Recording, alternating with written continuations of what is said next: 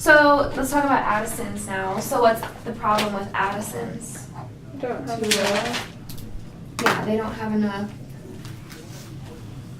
Adrenal insufficiency is another term you might hear them call it. Addison's adrenal insufficiency. Adrenal cortex hormones, right? Yeah, adrenal cortex insufficiency. Yeah. I don't know if this is like a general rule, but I feel like every time they talk about the adrenal, they're usually referring to the cortex, but you're right. It's just the cortex, not the medulla. So quick question. So since the ACTH is released by the pituitary gland, if there's like a tumor, it could cause either one of these, depending on what it's affecting. Yeah, and that's important for you guys to remember is like hyperthyroidism, or like let's talk about Addison's. Addison's can either be caused because there's not enough of this, or maybe there's a tumor on the adrenal gland and it's blocking those 3 hormones from being released. So there can be multiple problems, and that's why it's hard because I feel like there's so many treatments of like Cushing's we just talked about. Usually it's the removal of adrenal gland, but it does say here if your problem's in the pituitary gland, you would have to remove that too. And you could leave the adrenals, but then you'd have to take like replacement drugs, you know. So it just depends where your problem is how you would treat it. Yeah. So Addison's disease. Addison's disease is like just the general not enough. But Addisonian crisis is like severe drop in adrenal hormones, and you need to know the difference.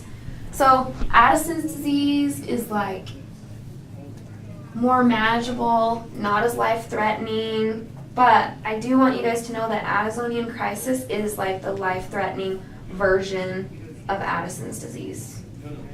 So it's on your PowerPoint too, but I would know that for sure. Addisonian crisis.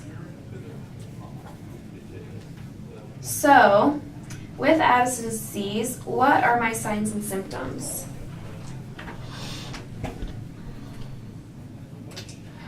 Weight loss. Yeah. Because they don't have that aldosterone, so fluid loss. Blood glucose. Yeah, hypoglycemia. Because I don't have cortisol raising my blood sugar levels.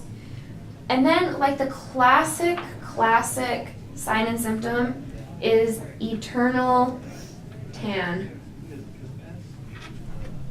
Does anyone remember talking about the protein POMC in Bio 265? I couldn't even tell you the full name of it anymore. Does anyone remember that?